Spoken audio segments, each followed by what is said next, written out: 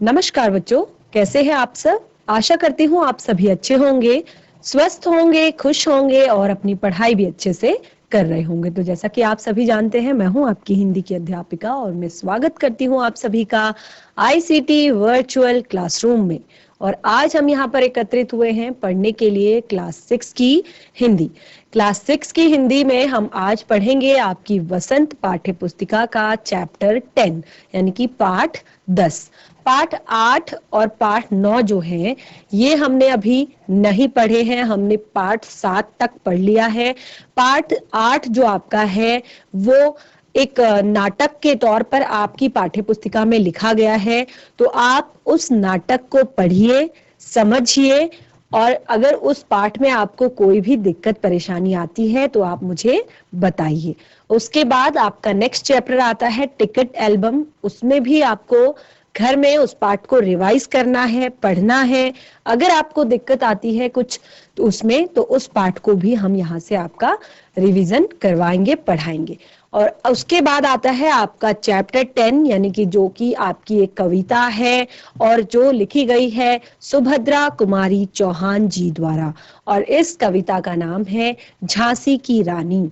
तो ये कविता झांसी की रानी लक्ष्मीबाई के ऊपर लिखी गई है। आप सभी ने रानी लक्ष्मीबाई का नाम आज से पहले भी सुना होगा, जब हम अपने देश को आजाद कराने वाली वीरांगनाओं यानी कि, क्योंकि महापुरुषों के नाम तो हम अक्सर हमेशा ही लेते हैं, लेकिन जब वीरांगनाओं की बात आती है, महिलाओं में जिन वीरांगनाओं ने हमारे देश को आजाद कराने में, क्योंकि हमारे देश में जो अंग्रेज शासन था, ब्रिटिश शासन था, वो 1600 से शुरू हो चुका था। तो इन जो 3 से 4 जो शतक थे, इन के बीच जो भी हमारे देश में राजा हुए, उन्होंने मिलकर और हमारे देश के महापुरुषों ने मिलकर किस तरह हमारे देश को आजाद कराया था, वो सारी बातें आपको थोड़ा थोड़ा पता होंगी। और आगे भी आप इन सभी बातों की जानकारी अपनी पाठ्य पुस्तिकाओं से लेते रहेंगे, अपने गुरुजनों से लेते रहेंगे। तो आज हम 1857 में हमारे देश की जो वीरांगना थी रानी लक्ष्मीबाई, उन्होंने जो क्रांति अंग्रेजों के खिलाफ अपने देश को आजाद कराने के लिए की थी, उस बारे में यहाँ पर बताया गया है। तो किस तरह का उनका स्वभाव था, किस तरह उन्होंने अंग्रेजों से लोहा लिया, किस तरह अंग्रेज हमारे देश पर शासन जमाए हुए बैठे थे, ये सारी बातें आप इसमें पढ़ेंगे। बहुत ही प्यारी कविता है, बहुत ही ज्यादा महत्वपूर्ण है। तो आप इसको ध्यान पूर्वक सुनेंगे, समझने का प्रयास करेंगे और इसके भावार्थ को समझने का प्रयास करेंगे। तो हम चलते हैं स्मार्ट बोर्ड की तरफ, शुरू करते हैं आज का सेशन। सभी बच्चे ध्यान से सुनेंगे। तो जैसे कि मैंने आप लोग को बताया, हमारा जो आज का पाठ है, आज का चैप्टर है, उसका नाम है झांसी की रानी। तो झांसी की रानी कौन है? झांसी की रानी है लक्ष्मीबाई।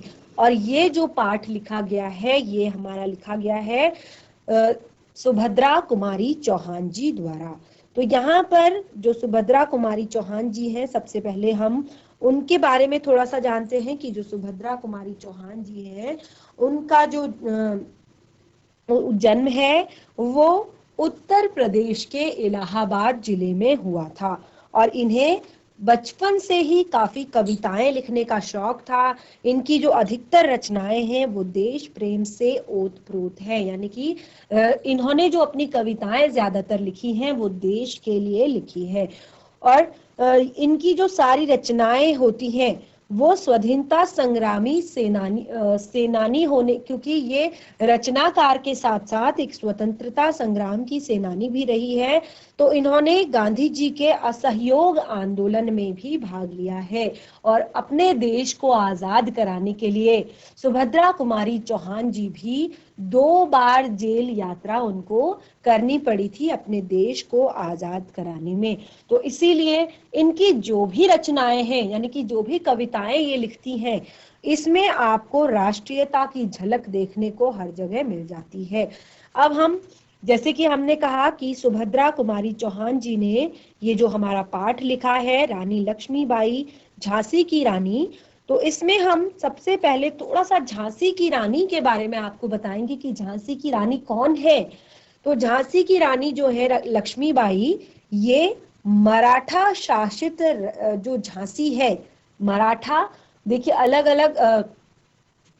अलग अलग जो उस टाइम पे लोग आए, जैसे मराठा हो गए, मुगल हो गए, तो इस तरह मराठा शासित राज्य जो था झांसी, उस राज्य की रानी थी। और 1857 में राज्य क्रांति की जो द्वितीय शहीद वीरांगना थी। इन्होंने सिर्फ 29 वर्ष की आयु में अंग्रेज सेना से युद्ध किया था, क्योंकि ये इनकी जो आयु थी वो बहुत कम थी जब इनकी मृत्यु हुई थी। ये बहुत कम उम्र की आयु में इनका विवाह कर दिया गया था। सबसे पहले इनके जन्म की तारीख 18 नवंबर 1828, इनका जन्म 18 नवंबर 1828, रानी लक्ष्मीबाई का जो जन्म हुआ था वो 19 नवंबर 1828, और इनकी जो मृत्यु है वो 18 जून 1858। जन्म इनका हुआ था वाराणसी में और मृत्यु हुई थी ग्वालियर में। तो इस तरह यहाँ पर हमने थोड़ा सा जानकारी रानी लक्ष्मीबाई के बारे में पढ़ी।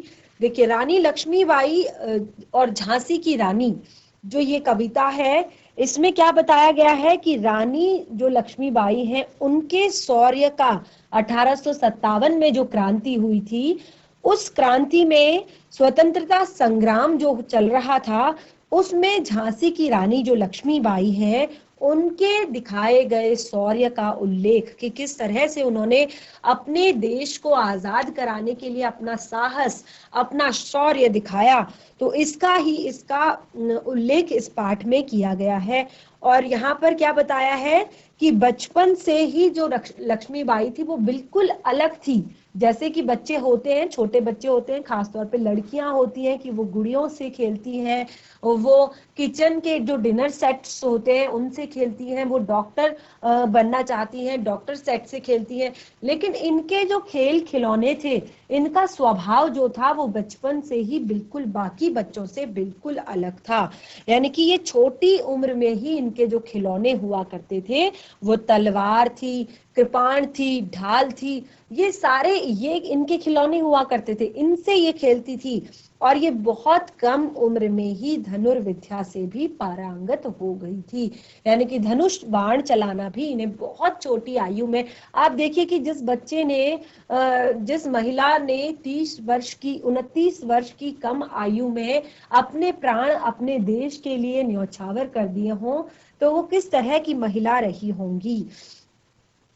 और एक बहुत बड़ी बात इनके जीवन में तब हुई थी जब इनके पति की मृत्यु हो गई थी, और उस समय भी इन्होंने एक कुशल शासक के रूप में, राजा की मृत्यु के बाद एक कुशल शासक के रूप में अपने राज्य को संभाला था, अपने राज्य को का राजपाट जो है उसे संभाला था। और अंतिम सांस तक, यानी कि अंतिम सांस तक अपने राज्य पर अंग्रेजों का शासन होने से इन्होंने बचाया था। यानी कि अंग्रेजों के साथ वो अंतिम जो उनकी सांसें थी, अभी आप इस पाठ में पढ़ेंगे, बहुत प्यारी कविता ये सुभद्रा कुमारी चौहान जी द्वारा लिखी गई है, कि इसमें आप जब एक एक पंक्ति पढ़ेंगे तो आपके अंदर भी उतना ही जोश, उतना ही उत्साह, उतना ही उमंग रानी लक्ष्मीबाई के बारे में भर जाएगा, अपने देश के बारे में भर जाएगा। तो यहाँ पर जब उनकी जो अंतिम सांस थी वो भी अपने देश के लिए उन्होंने न्यौछावर कर दी थी। तो हम शुरू करते हैं आज का चैप्टर। सिंहासन हिल उठे, राजवंशों ने भ्रुकुटी तानी थी, बूढ़े भारत में भी आई फिर से नई जवानी थी, गुम हुई आजादी की कीमत सबने पहचानी थी, दूर फिरंगी को करने की सबने मन में ठानी थी। अब देखिए यहाँ पर बहुत प्यारी पंक्तियां लिखी हुई है। सिंहासन हिल उठे, राजवंशों ने भ्रुकुटी तानी थी, बूढ़े भारत में भी आई फिर से नई जवानी थी। तो ये जो यहाँ पर कविता की कुछ जो ये प्रथम जो पद दिया गया है, इस पद में लेखिका ने जो हमारी लेखिका है सुभद्रा कुमारी चौहान जी, उन्होंने क्या कहा है कि रानी लक्ष्मीबाई के साहस और उनके बलिदान का वर्णन करते हुए उन्होंने कहा है कि उस समय जब राजवंशों ने भ्रुकुटी तानी, जब राजवंशों को क्रोध आया, राजा के परिवार के लोगों को क्रोध आया, तो उस समय सिंहासन हिल उठे, अच्छे अच्छे लोगों के सिंहासन हिल उठे।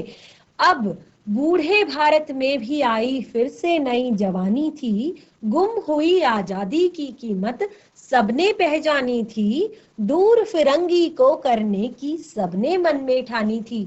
जब लोगों को लगा कि भाई अंग्रेजों का जो ये अत्याचार है, अंग्रेजों का शासन धीरे धीरे बढ़ता जा रहा है, इनका अत्याचार धीरे धीरे बढ़ता जा रहा है, तो उन्होंने क्या किया, उनकी क्रोध से जो भ्रुकुटी है यानी कि भौहें हैं वो तन गई। यानी कि क्रोध से जब देखा ना, जब हमें क्रोध आता है, गुस्सा आता है, तो हमारी आंखें फैल जाती हैं और हमारी जो भ्रुकुटी होती है, भौहें होती है, वो ऊपर को तन जाती हैं।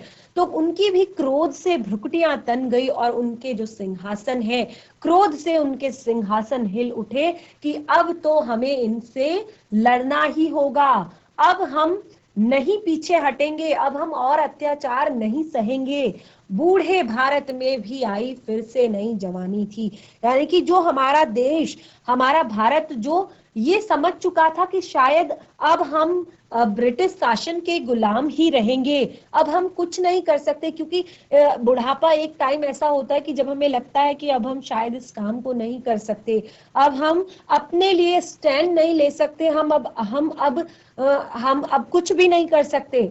तो ऐसी ही स्थिति कुछ हमारे भारत की उस समय हो गई थी कि जब अंग्रेजों का शासन धीरे धीरे फैलता जा रहा था, उनके अत्याचार हमारे देश पर बढ़ते जा रहे थे, तो क्या हुआ कि जब राजवंशों को क्रोध आया, तो उस समय एक ने एक को सलाह दी, दूसरे ने दूसरे को सलाह दी, तो पूरे देश के जितने भी राजा थे सब में एक नया जोश आया, एक नया उत्साह आया, क्योंकि गुम हुई आजादी की कीमत सबने पहचानी थी। आज जो उनकी आजादी जो छीन ली गई थी, आज उन्हें हर चीज में रोक टोक जो आज लगने लगी थी, उस आजादी की कीमत को वो पहचानने लगे थे।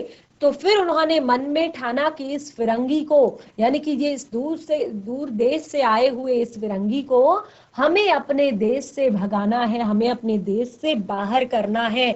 तो सबने अपने मन में एक प्रण कर लिया, सबने अपने मन में एक जोत जगा ली कि आज हम अपने इस बूढ़े भारत को भी और अच्छा सुंदर बनाएंगे, इन अंग्रेजों का जो शासन है इसको हम हटाएंगे। चमक उठी सन 57 में वह तलवार पुरानी थी, बुंदेले हर बोलों के मुंह हमने सुनी कहानी थी, खूब लड़ी मर्दानी वह तो झांसी वाली रानी थी। तो यहाँ पर क्या बताया है कि जो चमक उठी सन 57 में वह तलवार पुरानी थी। जो सन 57 में 1857 में जो उन्होंने तलवार उठाई, अंग्रेजों को दूर, जो जब रानी लक्ष्मीबाई से जब 1857 में जब रानी लक्ष्मीबाई ने इतना बड़ा बीड़ा उठाया कि उन्हें अपने देश को अंग्रेजों से आजाद करवाना है, अंग्रेजों से मुक्त करना है, अपने देश को सुंदर बनाना है, तो उस समय उनके इस जोश को देखकर भारत के बच्चे बच्चे के अंदर जोश आ गया। और वो जो तलवार उठी थी उस समय सन 1857 में, वो तलवार नई नहीं थी, यानी कि वो पुरानी तलवार थी। यानी कि पहले भी उनके जो पूर्वज थे वो चाहते थे कि हम अंग्रेजों को अपने देश से दूर भगाएं, हम अपने अंग्रेजों को अपने देश पर शासन ना करने दें, इस ब्रिटिश शासन को यहाँ से हटाएं। तो ऐसी जो कहानी है, एक ऐसी जो बात है, वो हमने सुनी है बुंदेलखंड के प्रत्येक व्यक्ति के मुंह से। ये जो कहानी है, ये जो बात यहाँ पर बताई गई है, ये जो बात यहाँ पर रानी लक्ष्मीबाई के बारे में या उस समय के बारे में बताई गई है, ये बुंदेलखंड के जो हर बोलों यानी कि हर व्यक्ति के मुंह से हमने ये कहानी सुनी है कि खूब लड़ी मर्दानी वह तो झांसी वाली रानी थी। जो खूब लड़ी मर्दानी यानी कि जो एक पुरुष की भांति एक एक दिव्य पुरुष की भांति जो लड़ी थी वो कोई और नहीं, वो झांसी की रानी थी। तो ये कविता हमने सुनी है, ये कहानी हमने सुनी है बुंदेलखंड के प्रत्येक व्यक्ति के मुंह से। कानपुर के नाना की मुंह बोली बहन छबीली थी, लक्ष्मीबाई नाम पिता की वह संतान अकेली थी। नाना के संग पढ़ती थी वह, नाना के संग खेली थी, बरछी ढाल कृपाण कटारी उसकी यही सहेली थी। देखिए बहुत प्यारी पंक्तियां यहाँ पर लिखी गई हैं। अभी आप भी ज्यादा बड़े बच्चे नहीं हैं, आप भी बहुत छोटे बच्चे हैं, अभी क्लास 6 के बच्चे हैं। तो आपने देखा होगा कि जो गर्ल्स होती हैं, लड़कियां होती हैं, उनकी ज्यादातर उनके जो खिलौने होते हैं वो क्या होते हैं, उनके खिलौने डॉल्स, जैसे गुड़िया से खेलती हैं, वो अपना किचन सेट बना लेती हैं खेलने के लिए, या फिर डॉक्टर सेट बना लेती हैं, या फिर और बाकी की चीजें। लेकिन आप यहाँ पर क्या पढ़ रहे हैं रानी लक्ष्मीबाई के बारे में, कि कानपुर के नाना की मुंह बोली बहन छबीली थी, लक्ष्मीबाई नाम पिता की वह संतान अकेली थी, नाना के संग पढ़ती वह, नाना के संग खेली थी, बरछी ढाल कृपाण कटारी उसकी यही सहेली थी। जो झांसी की रानी है वो इस कविता में बता, झांसी की रानी के बारे में इस कविता में जो लेखिका है वो बताती है कि कानपुर के जो नाना साहब हैं उनकी मुंह बोली बहन थी लक्ष्मीबाई, और उनका जो घर का नाम था वो था छबीली, और वो अपने पिता की इकलौती संतान थी, और वो हमेशा नाना साहब के साथ ही खेला करती थी, नाना साहब के साथ ही पढ़ा करती थी, यानी कि धनुर्विद्या, तलवारबाजी, ये सारी जो शिक्षा थी उन्होंने नाना साहब से ही सीखी थी, यानी कि अपने मुंह बोले भाई से उन्होंने ये सारी चीजें सीखी थी। वो अक्सर उनके साथ ही रहा करती थी।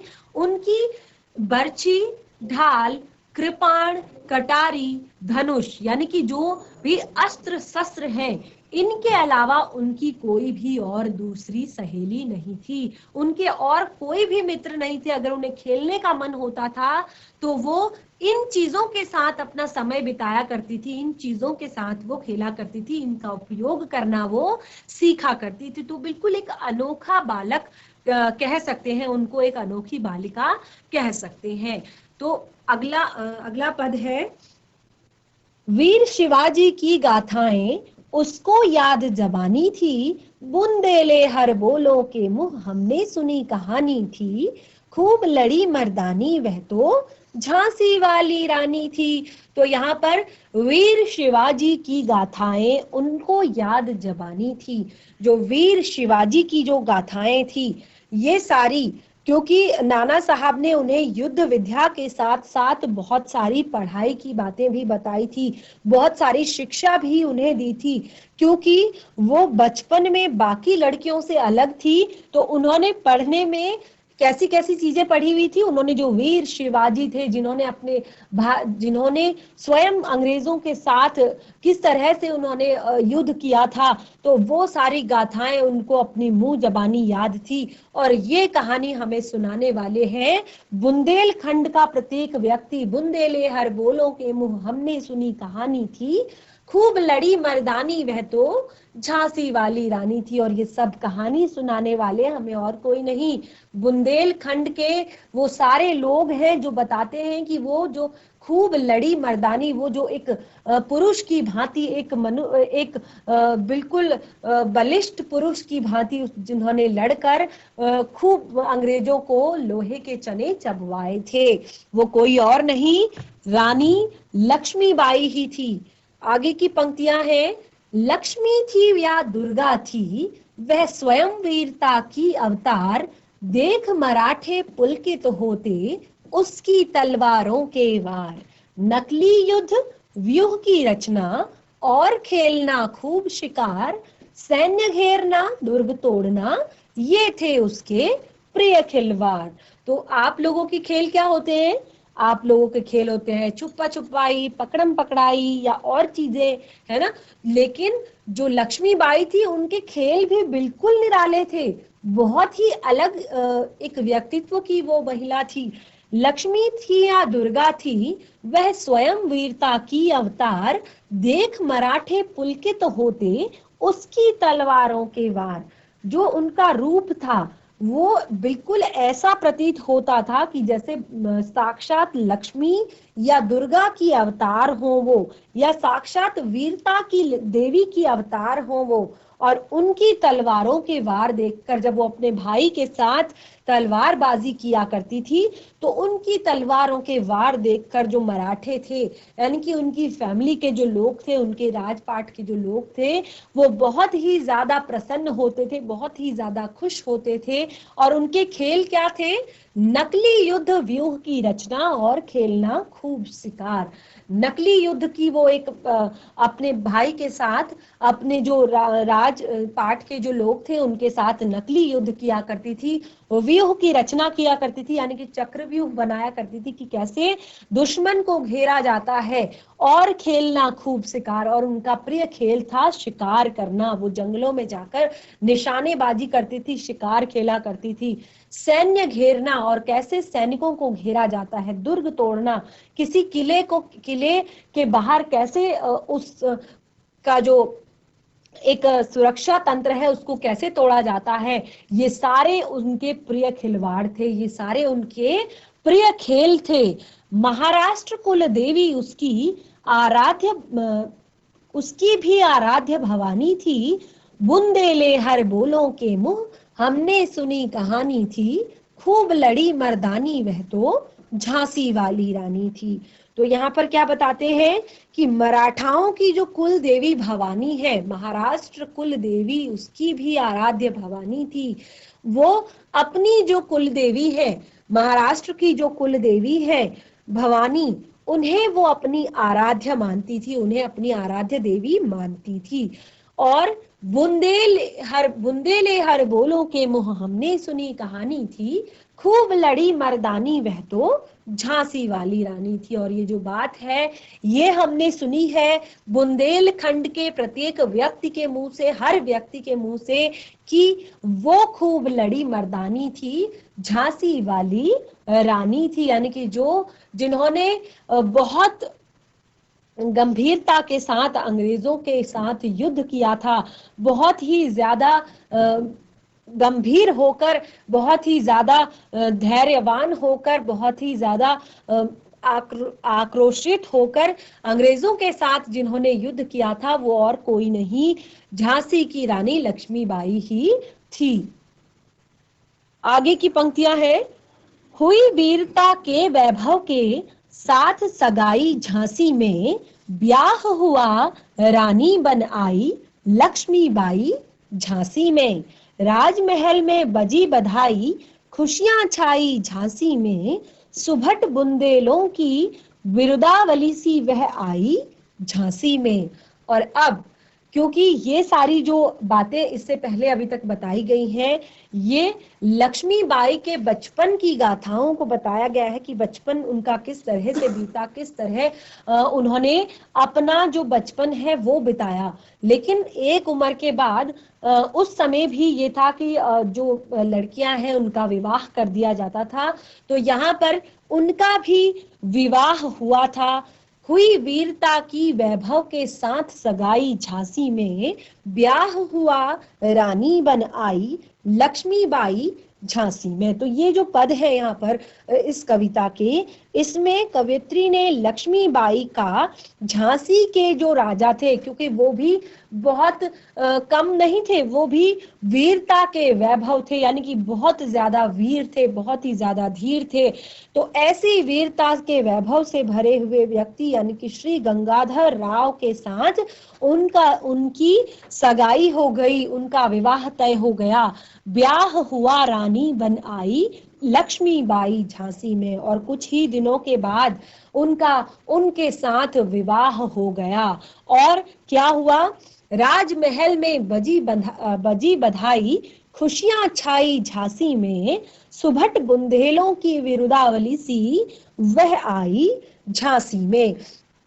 तो यहाँ पर क्या बताया है कि राजमहल में इस बात से, क्योंकि लक्ष्मीबाई जो थी वो भी एक बहुत बड़ी वीरांगना थी, बहुत ही ज्यादा सुंदर थी, बहुत ही ज्यादा बहुत वो काफी अच्छे से उन्होंने सारी पढ़ाई भी कर रखी थी, बहुत अच्छी चीजों के उन्हें ज्ञान था, धनुर्विद्या में वो निपुण थी, तलवारबाजी में वो निपुण थी।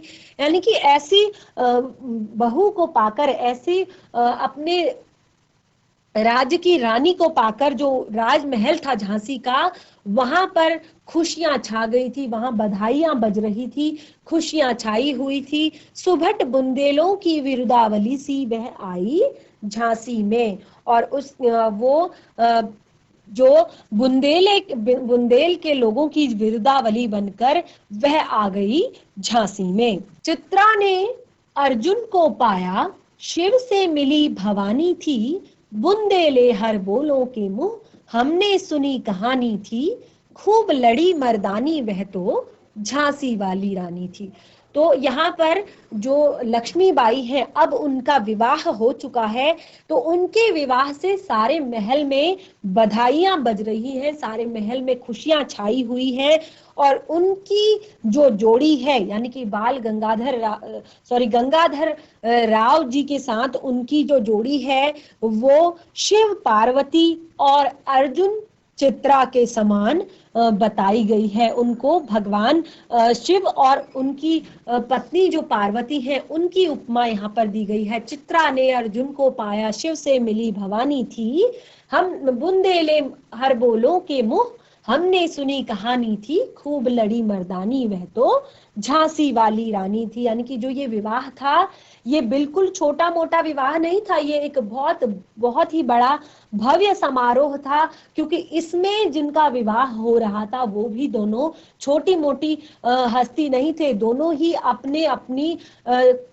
अपनी जो उनका वैभव है उसमें वो निपुण थे। तो इसीलिए उनकी जोड़ी को भगवान शिव पार्वती और अर्जुन चित्रा की उपमा दी गई, और जिनके आने से झांसी में खुशियां छा गई और सौभाग्य का उदय हुआ।